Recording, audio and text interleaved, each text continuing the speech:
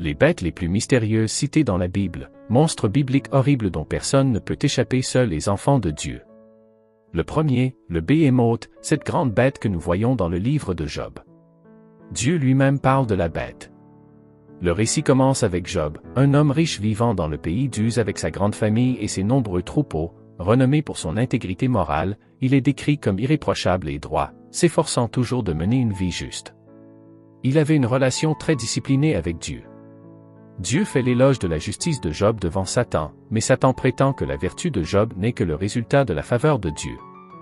Audacieusement, Satan défie Dieu en proposant que s'il était autorisé à infliger des souffrances à Job, celui-ci renierait sa foi et maudirait Dieu. Bien que Dieu permette à Satan de mettre à l'épreuve la résolution de Job, il interdit à Satan de prendre la vie de Job. Cela annonce une catastrophe pour Job. Job reçoit 4 rapports en un jour, chacun l'informant que ses moutons, ses serviteurs et ses 10 enfants sont tous morts à cause d'attaques de pillards ou de catastrophes naturelles. Au milieu de sa souffrance, Job déchire ses vêtements et se rase la tête, mais dans ses prières, il continue de louer Dieu. Après un certain temps, Satan revient au ciel et Dieu lui donne une autre chance de tester Job. Cette fois, Job tombe vraiment malade, avec des éruptions cutanées douloureuses, mais même s'il souffre, sa femme lui dit d'abandonner et de maudire Dieu. Mais Job décide de continuer et de supporter la douleur à la place. L'histoire a 2 parties, une au ciel et une sur terre, un peu comme ce qui se passe dans le livre de l'Apocalypse. Job est très bouleversé et souhaite ne jamais être né, pensant que la vie ne fait qu'aggraver les choses. Il est confus sur la façon dont Dieu juge les gens par leurs actions alors que Dieu pourrait facilement les pardonner. Job ne comprend pas les voies de Dieu. Alors que Job traverse tout cela, il est de plus en plus bouleversé, ayant l'impression que Dieu est injuste en laissant de mauvaises choses arriver aux bonnes personnes. Il veut parler à Dieu et se plaindre, mais il ne le trouve pas. Néanmoins, Job décide de faire de son mieux pour éviter de faire quoi que ce soit de mal. Finalement, Dieu intervient après que Job ait continué de prier. Dieu lui parle pendant une tempête. Job réalise qu'il n'est pas important comparé à Dieu et cesse de se disputer. Plus tard, Dieu parle à Job à nouveau, mais cette fois, il parle de ses créatures. C'est comme si Dieu disait que même les animaux peuvent nous enseigner des choses importantes sur la vie. Ce n'est pas le seul animal dont Dieu parle, regarde un autre animal dont Dieu discute jusqu'à la fin du livre de Job. Jette un œil au Béhémoth que j'ai fait, tout comme je t'ai fait. Il mange de l'herbe comme un bœuf. Regarde ses puissantes lombes et les muscles de son ventre. Sa queue est aussi forte qu'un cèdre, les tendons de ses cuisses sont tressés ensemble. Ses os sont des tubes de bronze, ses membres sont des barres de fer. C'est un exemple parfait de l'œuvre de Dieu, et seul son Créateur peut le menacer. Les montagnes lui offrent leur meilleure nourriture, là où tous les animaux sauvages jouent. Il se couche sous les plantes de lotus, cachées par les roseaux dans le marais. Les plantes de lotus lui donnent de l'ombre parmi les saules près du ruisseau. Il n'est pas dérangé par la rivière en furie, et il ne s'inquiète pas lorsque le Jourdain gonfle autour de lui. Personne ne peut le surprendre ou lui mettre un anneau dans le nez et le conduire. Auparavant, l'accent était davantage mis sur le mystère de la création animale, cependant, maintenant l'accent s'est déplacé sur la peur et pourtant la magnificence de Dieu. À propos de pourquoi nous étudions la prophétie biblique. Tout d'abord, cela nous aide à voir comment la parole de Dieu s'est accomplie en Jésus-Christ. Cela nous donne également confiance dans les promesses que Dieu fait pour notre avenir. Lorsque nous voyons comment Dieu a tenu ses promesses dans le passé, cela nous aide à avoir confiance en ce qu'il dit à venir. Daniel 7 marque le début d'une nouvelle partie du livre de Daniel. Ces prophéties concernent les trônes et les royaumes, nous situant non seulement dans la prophétie biblique, mais aussi dans l'histoire mondiale. Dieu tient l'avenir entre ses mains, il est donc important de l'inclure dans nos plans par la prière. Sans l'intervention de Dieu, nos plans peuvent être vains, mais lorsque nous cherchons la guidance de Dieu et que nous recevons confirmation et paix, nous devrions agir en conséquence. L'obéissance montre notre confiance en Dieu. Daniel éprouve une grande détresse à cause de la vision des 4 bêtes jusqu'à ce qu'un ange lui en explique la signification. Même après avoir compris la vision, Daniel reste troublé, gardant ses pensées pour lui-même et se sentant profondément troublé. La vision de Daniel des 4 bêtes commence par une nuit venteuse et une mer agitée. Alors que Daniel observe, la première des 4 bêtes de Daniel ressemble à un lion et avait les ailes d'un aigle. Dans ma vision cette nuit-là, moi, Daniel, j'ai vu une grande tempête remuant la surface d'une grande mer, avec des vents forts soufflant dans toutes les directions. Puis 4 énormes bêtes sont sorties de l'eau, chacune différente des autres. La première bête était comme un lion avec les ailes d'un aigle. Alors que je regardais, ses ailes ont été arrachées et il est resté debout sur ses 2 pattes arrière sur le sol, comme un être humain, et il a reçu un esprit humain. Ensuite, j'ai vu une deuxième bête et elle ressemblait à un ours. Elle se dressait sur un côté et avait 3 côtes dans sa bouche, entre ses dents, et j'ai entendu une voix lui dire, « Lève-toi, dévore la chair de beaucoup de gens. » Ensuite, le troisième de ces étranges animaux est apparu et ressemblait à un léopard. Il avait 4 ailes d'oiseau sur son dos et il avait 4 têtes. Une grande autorité fut donnée à cette bête, Daniel 7 verset 2 à 6. Nous lisons que la mer agitée, l'emplacement mentionné dans la vision, très probablement la mer Méditerranée, revêt une signification parce que chaque empire décrit dans la vision avait un lien géographique avec elle. Pour le peuple hébreu, la mer représentait le danger et le mystère, mais ils croyaient que Dieu avait pouvoir sur elle. La mer est parfois utilisée comme symbole pour les nations païennes dans la littérature biblique, soulignant leur nature agitée et imprévisible. Les descriptions des 3 bêtes. La première bête dans la vision de Daniel ressemblait à un lion, représentant l'empire babylonien. Cet empire était dépeint comme majestueux comme un lion, symbolisant la royauté et le pouvoir. Cependant, il a été humilié plus tard, ses ailes ont été arrachées et un cœur humain lui a été donné. Daniel explique ensuite que ces 4 bêtes symbolisent 4 royaumes qui règnent sur la terre. L'empire babylonien, dirigé par Nebuchadnezzar, correspond parfaitement au premier royaume représenté par le lion et l'aigle. Jérémie a également utilisé l'imagerie du lion et de l'aigle pour décrire l'autorité de Nebuchadnezzar et des reliques comme les lions ailés de Babylone peuvent encore être trouvés aujourd'hui dans les musées. Jérémie 49 versets 19 à 22. Je viendrai comme un lion des fourrés du Jourdain, bondissant sur les brebis dans les pâturages. Je chasserai Édom de sa terre et je nommerai le leader de mon choix. Car qui est comme moi et qui peut me défier? Quel dirigeant peut s'opposer à ma volonté? Écoutez le plan du Seigneur contre Édom et le peuple de Touman. Même les petits-enfants seront traînés comme des moutons et leurs maisons seront détruites. La terre tremblera avec le bruit de la chute d'Édom et son cri de désespoir sera entendu jusqu'à la mer Rouge. Regardez, l'ennemi descend comme un aigle, déployant ses ailes sur Bosra. Même les plus puissants guerriers seront dans l'angoisse comme une femme en travail. Une seconde bête, la deuxième bête dans la vision de Daniel, n'était pas aussi majestueuse que le lion ou l'aigle. Au lieu de cela, il ressemblait à un ours, connu pour sa force et sa puissance, avec un appétit vorace pour la conquête. Cet ours représentait l'empire médo-perse, qui est venu après l'empire babylonien. Dans cet empire, les Perses étaient dominants, symbolisés par le partenariat entre les Mèdes et les Perses. Les 3 côtes souvent vues avec l'ours sont censées représenter les 3 principales conquêtes militaires de l'empire, Babylone, l'Égypte et la Lydie. Les armées médo-perses étaient connues pour leur tactique lente et écrasante, submergeant leurs ennemis par leur simple taille et leur force.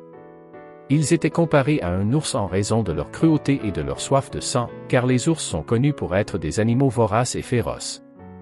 Nous lisons, « Lève-toi, dévore beaucoup de chair ». L'ordre donné à l'ours de se lever et de dévorer beaucoup de chair met en évidence les cruautés extrêmes associées couramment aux Perses et l'ampleur de leurs conquêtes. Il est intéressant de noter qu'historiquement, le royaume Mède était contemporain de l'empire babylonien et a même pris le pouvoir avant la période néo-babylonienne. Cependant, la 4e bête dans la vision de Daniel était si terrible et puissante qu'elle défiait toute description. Elle avait 10 cornes symbolisant sa force et sa domination. Dans les temps anciens, les cornes représentaient la puissance et la férocité d'un animal, et cette bête était si redoutable qu'elle avait 10 cornes. Différentes interprétations suggèrent que ces 10 cornes auraient pu être soit 2 bois de cerf à 5 pointes, soit 10 cornes distinctes. Historiquement, cette 4e bête représente l'Empire romain, qui était le plus grand, le plus fort, le plus uni et le plus durable de tous les empires mentionnés. Il y a un lien clair entre ces 10 cornes et les 10 orteils de l'image du rêve au chapitre 2 de Daniel. La mention de fer dans les dents de la bête suggère une similitude avec les jambes et les orteils de fer dans cette image, basée sur l'interprétation selon laquelle l'Antéchrist émerge de la 4e bête dans la vision de Daniel. On suppose que dans les temps de la fin, il y aura une renaissance de l'Empire romain. Ce renouveau impliquerait une coalition de 10 dirigeants mondiaux similaires aux 10 cornes de la 4e bête. l'Antéchrist accéderait au pouvoir au sein de cette coalition en supplantant 3 des dirigeants pour prendre une position d'autorité mondiale en tant que tyran. L'Antéchrist exigerait le culte et chercherait à contrôler tous les aspects de la vie. Cette interprétation suggère un scénario où l'Antéchrist établit un régime totalitaire exerçant un contrôle sur les croyances, les comportements et les activités quotidiennes des gens. Il existe en effet un parallèle significatif entre la petite corne dans Daniel 7 et la première bête décrite dans Apocalypse 13. Les 2 figures sont associées à 10 cornes, suggérant un lien entre elles. La description de la bête dans l'Apocalypse, ressemblant à un léopard mais avec des caractéristiques d'un ours et d'un lion, reflète les caractéristiques des bêtes mentionnées dans la vision de Daniel. Cette similitude renforce l'idée que ces visions dans Daniel et l'Apocalypse sont liées et peuvent décrire les mêmes événements futurs.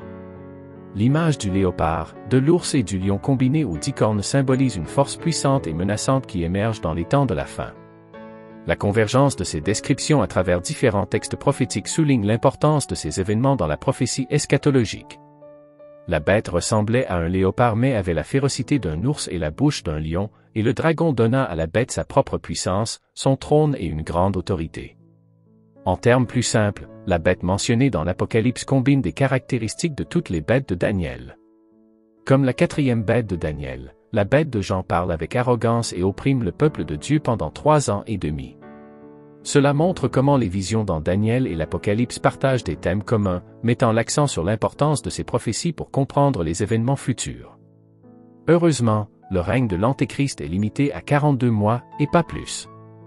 Ensuite, Dieu promet de juger la petite corne où, comme Jean l'a vu, la bête a été capturée et jetée vivante dans le lac de feu ardent. Le Fils de l'homme régnera éternellement. Mais alors le tribunal jugera et tout son pouvoir lui sera enlevé et complètement détruit. La bête fut capturée avec le faux prophète qui avait fait de grands miracles au nom de la bête, des miracles qui avaient trompé tous ceux qui avaient accepté la marque de la bête et qui avaient adoré sa statue. Tant la bête que ses faux prophètes ont été jetés vivants dans le lac de feu ardent. Il est intéressant de comparer la vision de Daniel des 4 bêtes avec le rêve du roi Nebuchadnezzar d'une grande statue. Les 2 visions symbolisent les mêmes royaumes du monde. Dans Daniel 2, le roi rêve des royaumes terrestres comme une énorme statue éblouissante, impressionnante en apparence. Cependant, Daniel voit les mêmes royaumes comme des bêtes hideuses. Nous avons donc 2 perspectives très différentes sur les royaumes que l'humanité construit. Les dirigeants du monde voient leurs royaumes comme des monuments artistiques imposants fabriqués à partir de métaux précieux. Cependant, les prophètes de Dieu voient les mêmes royaumes comme des monstres contre nature. La vision de Daniel des 4 bêtes a averti Israël qu'il y aurait une procession d'ennemis et de dirigeants mondiaux ayant autorité sur eux. Cependant, ils ne devraient pas perdre espoir. En fin de compte, Dieu est en contrôle, et le Messie à venir vaincra les royaumes de ce monde et établira son trône pour toujours. Pendant le règne de ces rois, le Dieu du ciel établira un royaume qui ne sera jamais détruit ou conquis. Il écrasera tous ces royaumes en rien, et il subsistera à jamais. Dans la suite de ma vision, cette nuit-là, je vis quelqu'un qui ressemblait à un fils de l'homme venant avec les nuées du ciel. Il s'approcha de l'Ancien des jours et fut amené devant sa présence. Il lui fut donné autorité, honneur et souveraineté sur toutes les nations du monde, de sorte que les gens de toute race, nation et langue lui obéiraient. Son règne est éternel, il ne prendra jamais fin, et son royaume ne sera jamais détruit. Ensuite, le 7e ange sonna de la trompette, et il y eut de grandes voix dans le ciel, disant, « Le monde est maintenant devenu le royaume de notre Seigneur et de son Christ, et il régnera pour toujours et à jamais. » Les sauterelles d'Abadan, de nombreuses personnes ne savent pas que cela est dans la parole de Dieu. Certains êtres puissants de la parole de Dieu ont été envisagés pendant des siècles, du prince de Perse qui a affronté l'ange Michel et un autre ange pendant la prophétie d'Arc de Daniel à la légion de démons que Jésus a chassé du démoniaque. Cependant, il y a un être puissant que l'apôtre Jean nous a partagé, qui est encore à venir, et son apparition est une chose de cauchemar, de douleur et de torture. L'apôtre Jean nous a laissé une description vivante d'un être puissant qui est encore à venir. L'apparence de cet être est si terrifiante qu'elle pourrait inspirer la peur et causer des misères à quiconque en entend parler. Cet être cause une douleur immense et une détresse à ceux qui sont impliqués. Qui affrontera cet être puissant? L'archange Michel ou Jésus viendra-t-il le vaincre? Ou Dieu lui-même permettra-t-il à cet être puissant de se promener? L'apôtre Jean partage cette prophétie depuis l'île de Patmos dans le puissant livre de l'Apocalypse. C'est là que nous découvrons Abaddon dans l'Écriture. L'Apocalypse est le dévoilement de ce qui est caché à l'humanité mais connu de Dieu. Il y a des choses que l'homme ne peut pas savoir à moins que Dieu ne choisisse de l'informer. Différentes, elles ne détruisent pas les plantes, mais elles s'en prennent à certaines personnes, celles qui n'ont pas une marque spéciale de Dieu sur le front. Cette marque est comme un signe de protection de Dieu. Cet événement extraordinaire ne concerne pas seulement l'apparence physique de ces êtres semblables à des sauterelles, mais aussi les implications spirituelles plus profondes. Il sert de rappel frappant des choix que font les gens et des conséquences qui en découlent. Ceux qui portent le sceau de Dieu sont symbolisés par la protection accordée à ceux qui s'alignent sur la volonté divine. En revanche, ceux qui n'ont pas le sceau font face à la colère de ces créatures uniques, montrant le danger de s'éloigner de ce qui est juste et bon. L'émergence des sauterelles telles que décrites dans la Bible est un récit puissant qui entrelace les domaines physiques et spirituels. C'est une révélation du jugement divin et de la protection, une manifestation à la fois de la colère et de la miséricorde. Cela sert de rappel solennel de l'importance de la foi et de la réalité de la guerre spirituelle dans un monde qui semble souvent dominé par le tangible et le temporel. Ensuite, arrive le chef de ces sauterelles, un personnage puissant et mystérieux appelé le roi de l'abîme. Ce personnage est plus qu'une légende, c'est une partie significative des histoires de la fin du monde dans la Bible. Apocalypse 9 verset 1 le présente avec une clarté glaçante, le roi est l'ange de l'abîme, son nom en hébreu est Abaddon et en grec, Apollyon le destructeur. Nous lisons, et ils avaient sur eux comme roi l'ange de l'abîme, dont le nom en hébreu est Abaddon, et en grec Apollyon. C'est là encore une preuve supplémentaire que les créatures en question ne sont pas de vraies sauterelles. Selon la Bible, les vraies sauterelles n'ont pas de roi. La Bible dit dans Proverbe 30 verset 27, les sauterelles n'ont point de roi, et elles sortent toutes par division. Cependant, ce groupe particulier de sauterelles a effectivement un roi. Pour vraiment comprendre qui est ce personnage, nous devons examiner de près ce qu'il est connu comme. Il est appelé le roi de l'abîme. Il n'est pas comme les rois normaux, il règne sur un lieu appelé l'abîme, qui est généralement considéré comme un lieu rempli de chaos et de peur profonde. Le nom Abaddon en hébreu et Apollyon en grec se traduisent tous deux par destructeur. Ces noms ne sont pas de simples étiquettes, mais des reflets de sa nature et du rôle qu'il joue dans le récit céleste. Il n'est pas seulement un destructeur de structures physiques, mais d'idéaux, d'espoir et peut-être des valeurs morales qui maintiennent les sociétés ensemble. Son arrivée signifie que tout commence à s'effondrer et que la ligne entre le chaos et le monde réel commence à s'estomper. Dans le contexte plus large de la Bible, le roi de l'abîme contraste avec les thèmes de la création, de l'ordre et du salut qui traversent l'Écriture. Là où Dieu parle de créer et de soutenir, Abaddon parle de finir et de défaire. Son rôle dans le livre de l'Apocalypse est particulièrement significatif, il est un signe du jugement final, montrant que le pouvoir terrestre ne dure pas éternellement et que, à la fin, le jugement équitable de Dieu prévaudra toujours. L'image des sauterelles sur lesquelles il règne est tout aussi symbolique. Dans la Bible, les sauterelles sont souvent considérées comme des instruments de la colère divine, des agents de destruction qui consomment et dévastent, comme on le voit dans les plaies d'Égypte dans l'Exode. Le roi de l'abîme qui dirige ce grand groupe représente une force de jugement puissante et inévitable. Abaddon ne détruira pas toutes les personnes. Selon le livre de l'Apocalypse, chaque personne recevra soit une marque de Dieu, soit la marque de la bête.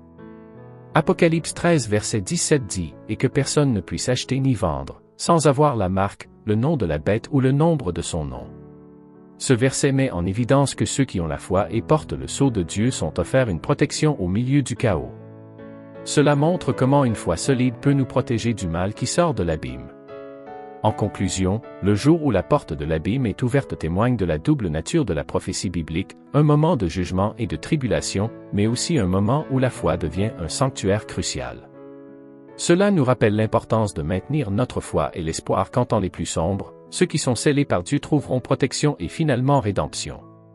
Cet événement n'est pas seulement un avertissement de ce qui est à venir, mais aussi une invitation à approfondir notre foi et à faire confiance au plan divin de Dieu. La civilisation est sur le point d'être détruite. Les puissances démoniaques y trouveront une emprise plus importante que jamais. Apocalypse 12 verset 4 introduit 3 individus qui s'unissent pour établir une alliance afin de régner sur le monde par eux-mêmes.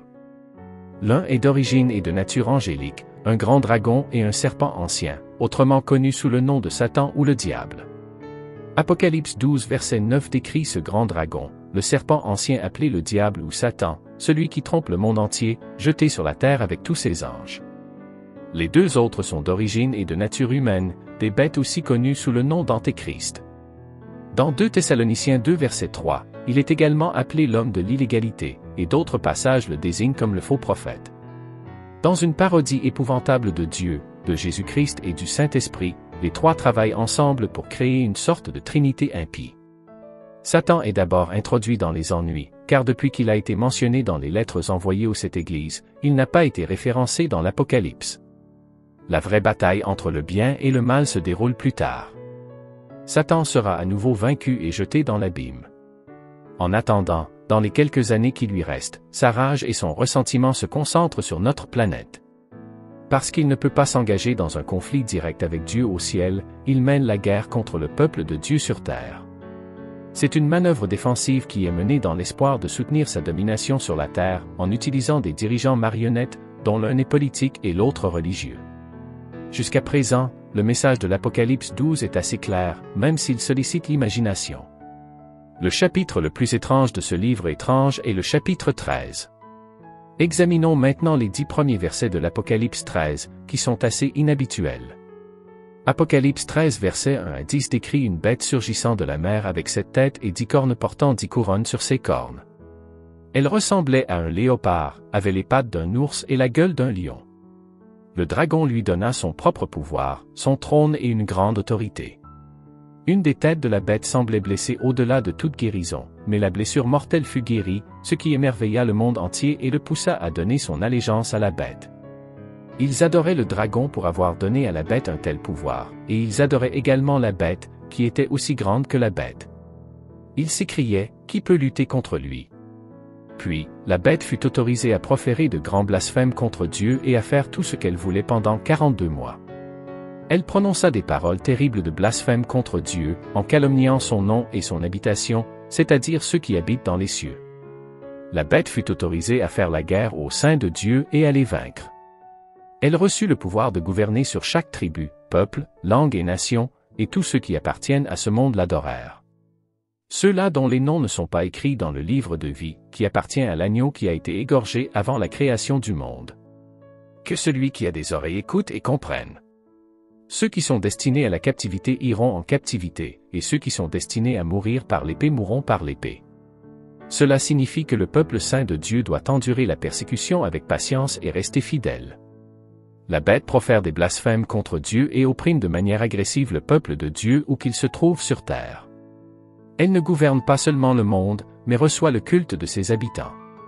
La première bête est une image symbolique de l'Antéchrist, et le dragon est Satan. Apocalypse 12 verset 9 décrit ce grand dragon, le serpent ancien appelé le diable ou Satan, celui qui trompe le monde entier, jeté sur la terre avec tous ses anges. La deuxième bête est une créature innocente et trompeuse à 2 cornes, qui diffuse le pouvoir avec la première bête. Apocalypse 13 versets 11 à 17 décrit la responsabilité de la deuxième bête, qui est de promouvoir le culte de la première bête parmi toutes les personnes. Alors que la deuxième bête trompe le monde avec des miracles, elle ordonne à tout le monde de dresser une image de la bête qui a été blessée par l'épée et pourtant a vécu. Tout le monde est tenu d'acquérir la marque de la bête soit dans sa main droite, soit sur son front. La deuxième bête est une représentation symbolique du faux prophète dans le chapitre 13 de l'Apocalypse.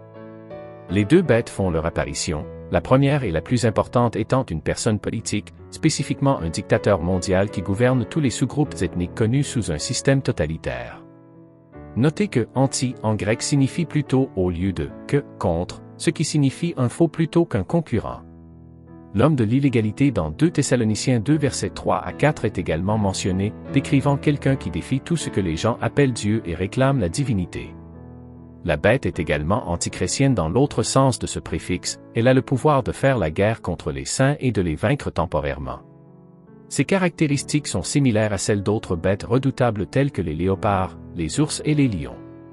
Elle semble être issue d'une fédération de dirigeants politiques qui ont captivé l'attention du monde grâce à un rétablissement étonnant d'une blessure mortelle. Pendant 42 mois, son égoïsme blasphématoire est diffusé. La deuxième bête renforce sa position en tant que collègue religieux avec un pouvoir surnaturel qui dirige le culte mondial vers son supérieur. Ces miracles, tels que commander au feu de tomber du ciel et faire parler les images du dictateur, tromperont les nations. Le texte sur cette bête se termine par une prophétie, appelant à écouter ce message important. En résumé, cette guerre que la bête mènera contre les saints sera très mauvaise. Les chrétiens ne suivront pas cela et la souffrance en découlera. Prions. Ô Dieu Tout-Puissant, Créateur de toutes choses, nous nous tournons vers toi avec humilité et respect, reconnaissant ta souveraineté sur toute la création, et ta sagesse infinie qui dépasse notre entendement. Alors que nous explorons les mystères des bêtes mentionnées dans ta parole sainte, nous contemplons les symboles et les significations cachées qu'elles représentent.